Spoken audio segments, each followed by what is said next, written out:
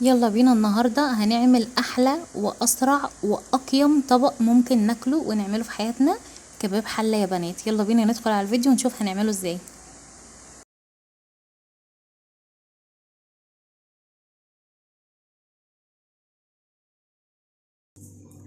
السلام عليكم ورحمة الله، يا صباح الفل ويا صباح الجمال ويا صباح الهنا عليكم جميعا يا رب. لو انت أول مرة تشوفيني ما تنسيش تشتركي في القناة وتفعلي الجرس، تخلي على كلمة الكل عشان يوصلك كل حاجة بنزلها. ويلا بينا نسمي بسم الله ونصلي على سيدنا محمد عليه أفضل الصلاة والسلام ونبدأ الفيديو. النهاردة بقى هوريكم يا بنات هنعمل أكلة خطيرة من ربع كيلو مفروم، وممكن كمان من أقل. يعني ربع كيلو المفروم ده أنا عايزة أقولكوا هيقعد معانا يومين هنتغدى بيه. تمام، تعالوا بقى نشوف هنعمل ايه النهارده من ربع كيلو مفروم. يلا بينا، ما تنسوش بس تحطوا اللايك. يلا بينا.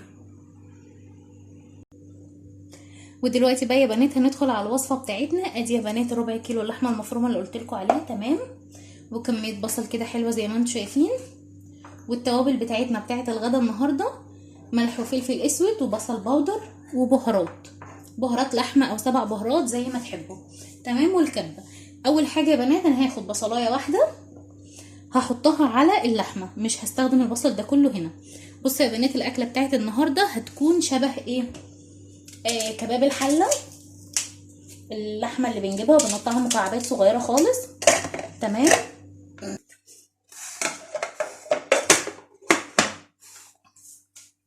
هفرم بقى يا بنات كميه البصل اللي معايا كلها، بس هاخد منها حبه صغيرين خالص للحمه. تمام، انا عايزه احس بطعم اللحمه يا بنات، مش هكتر لها البصل لان كده كده انا هكون مزوده البصل في الصوص. تمام، انا هعملها زي ما قلت لكم زي كباب الحله. زي ما قلت لكم يا بنات هعملها نفس طريقه كباب الحله، بس بدل باللحمه هتبقى باللحمه المفرومه. تمام، هعمل انا بقى البصل وهرجع لكم.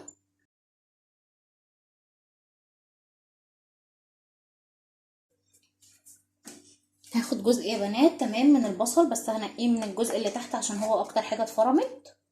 تمام، هاخد كده شويه.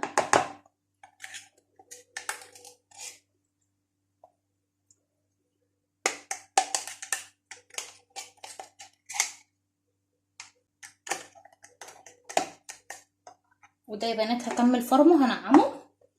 تمام، وفي نفس الوقت هكون مسخنه الحله.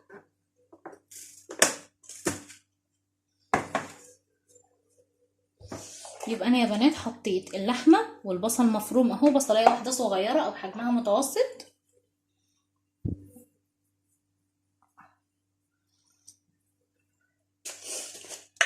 دلوقتي بقى هنزل بالملح والفلفل كده زي ما انتم شايفين. تمام، مش بكتر يا بنات لان انا لسه بحط في صوص البصل اللي هيكون على النار هحط فيه ملح وفلفل، بس طبعا بعد ما انزل الكفته وادوقها. تمام، وهحط كده حوالي نص معلقه صغيره بصل باودر،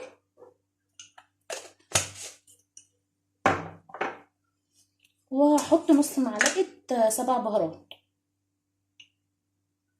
تمام، بس كده يا بنات مش بعمل اي طريقه تانية. بصوا يا بنات بحب لو هعجن لحمه او كده بايدي، فبحب ان انا البس حاجه في ايدي عشان ريحه البصل طبعا. تمام، وكمان عشان ابقى واخده راحتي وانا بقلبها.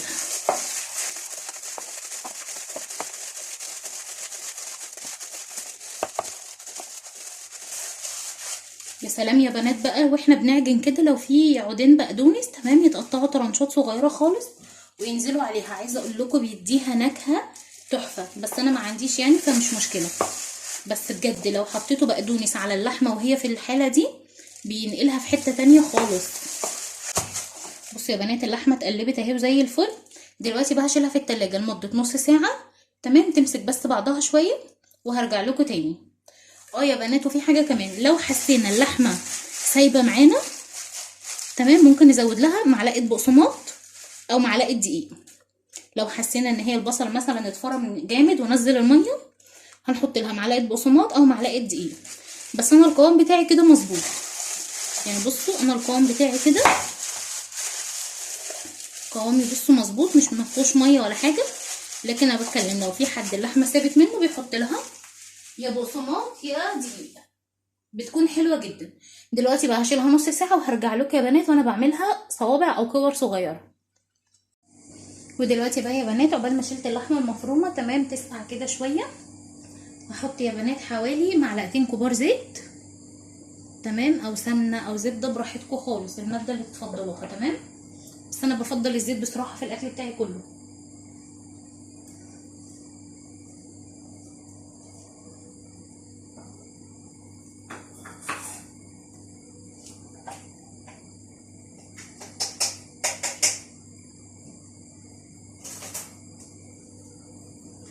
واول ما الزيت يبدا يسخن يا بنات كده زي ما انتم شايفين، هنزل بقى بالبصل بتاعي كله، الكميه اللي انا فرمتها كلها.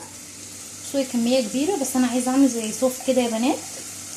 قلت لكم ان انا هخليها تكون اقرب حاجه لكباب الحله، تمام، بنفس الطريقه بالظبط، بس الفرق ان دي اللحمه سليمه ودي اللحمه مفرومه بس.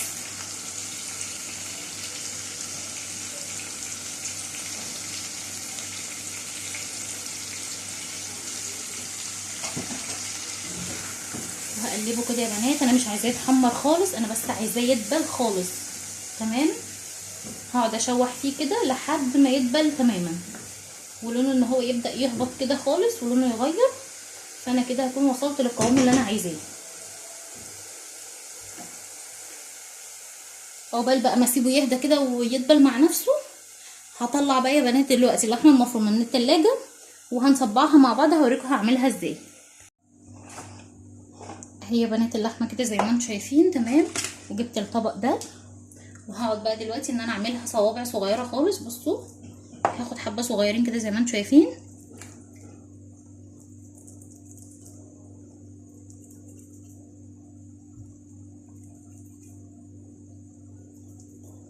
بس كده يا بنات. شايفين الصباع قد ايه صغنون خالص.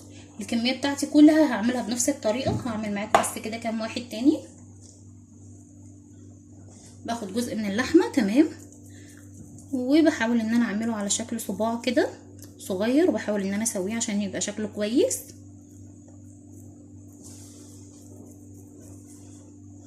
زي ما انتم شايفين كده. طبعا الصوابع دي براحتكم، عايزين تعملوا صوابع، عايزين تعملوها كور كده تبقى كوره كده، براحتكم خالص طبعا، يعني الاكل ده حريه، تمام.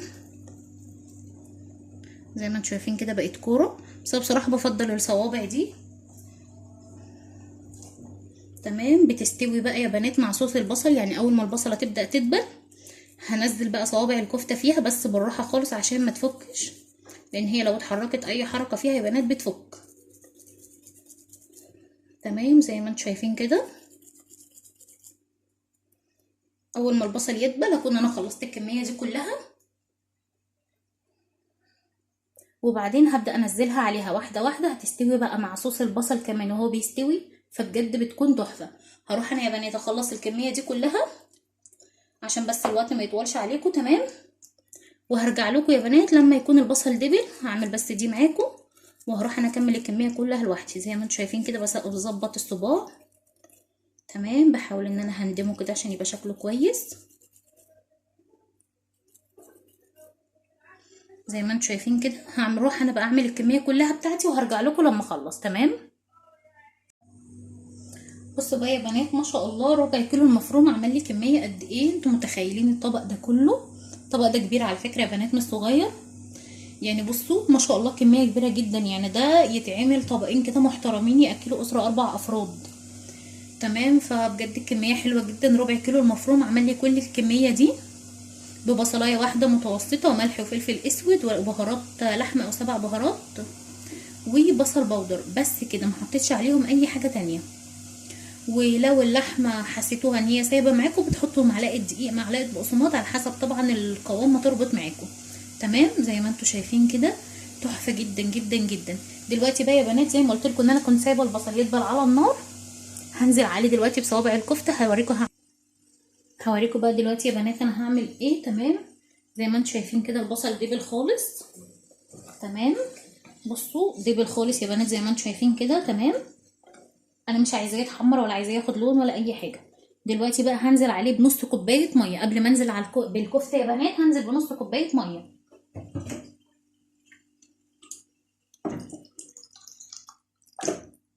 زي ما انتم شايفين كده، انا لو نزلت بالكفته وبعدها حطيت ميه عايزه اقول لكم هتفرول، هتفك مني الكفته، تمام. نزلت كده بنص كوبايه ميه يا بنات زي ما انتم شايفين،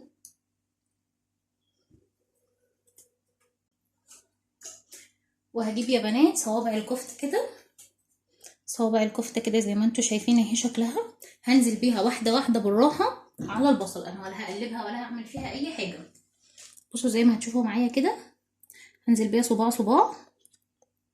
تمام، واخلي بالي طبعا لان هي هتكون دايبه شويه عشان مش مستويه، فانزل بيها بالراحه خالص. هعمل الصف الاول يا بنات، ولو الكفته لسه محتاجه هحط صف تاني بس يعني عكس كده. تمام، بنزل كده زي ما انتم شايفين بالصوابع كلها. بصوا انا بس مش عايزه افصل معاكم الحته دي عشان دي حاجه مهمه.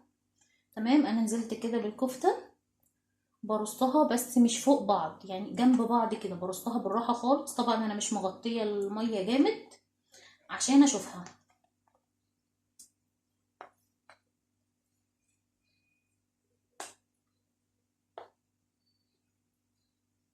كده يا بنات الصف الاول اتملى زي ما انتم شايفين كده.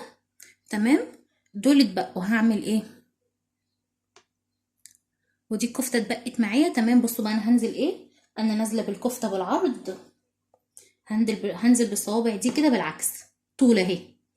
انا مش عايزاها تمسك في بعض، بصوا طول اهي، فاهميني؟ يعني لو نازله بالصف الاول بالطول هنزل بالتاني بالعرض عشان مش عايزاها تمسك في بعض. زي ما انتم شايفين كده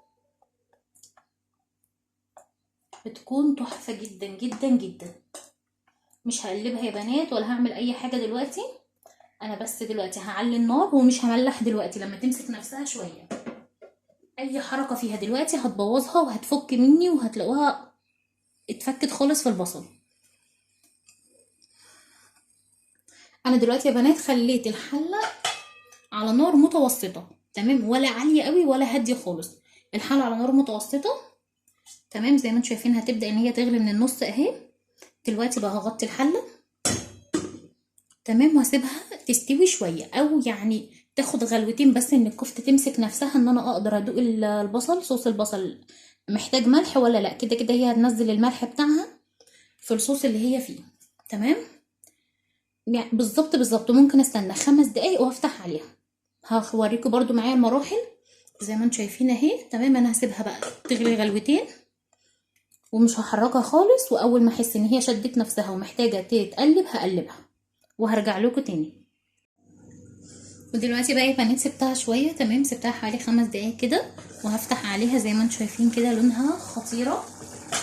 تمام، برضو يا بنات انا مش بقلب جامد، يعني بصوا انا هقلب بالراحه خالص. تمام، هي خلاص بدات تمسك نفسها اهي زي ما انتم شايفين. بصوا بقى صوابع الكفته تحفه ازاي، مسكت نفسها وجميله جدا جدا جدا. لسه طبعا هسيبها شويه كمان بس بجد هي ريحتها تحفه. هدوق بقى الصوص يا بنات كده زي ما انتم شايفين، محتاجه ملح جدا جدا جدا. تمام، انا بحط كده شويه عشان طبعا متنسوش يا بنات ان البصل كمان بيدي تسكيره للاكل، يعني بيخلي الاكل مسكر شويه.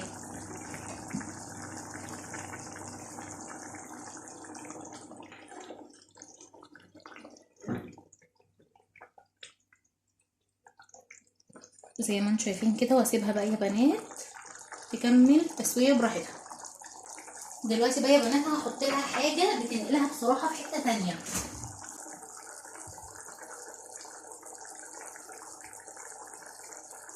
بحب احط لها يا بنات صويا صوص جدا، بتكون تحفه، هي او كباب الحله او اي لحمه عموما بحب احط لها صويا صوص، بجد بتخليها تحفه.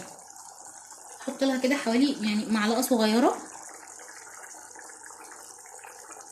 عايزه اقول لكم بقى بتدي لون وطعم حكايه. هقلبها بس يا بنات كويس، تمام، وهغطي بقى عليها تكمل تسويه. هسيبها بقى يا بنات تكمل تسويه، وهي مش بتاخد وقت خالص، يعني هي ممكن التسويه كلها تقعد لها ربع ساعه، فانا سبتها 5 دقايق في الاول، ودلوقتي بقى هسيبها حوالي ايه 7 دقايق 10 دقايق بالكتير قوي، وهرجع لكم هتكون استوت وزي الفل. وهعمل بقى معاها يا بنات مكرونه وبالصلصه وبطاطس محمره بس كده، والاكل بتاعنا هيكون تحفه ان شاء الله. ودلوقتي بقى يا بنات خلاص انا طفيت عليها. تمام، بصوا بقى شكلها عامل ازاي، تحفه جدا جدا جدا. بصوا يا بنات انا مش مخليه فيها اي ميه، هو بس ده صوص البصل. تمام، تحفه. ادي صوابع الكفته اهي يا بنات، بصوا بقى شكلها تحفه ازاي، هي بتصغر شويه طبعا. تمام، خطيره.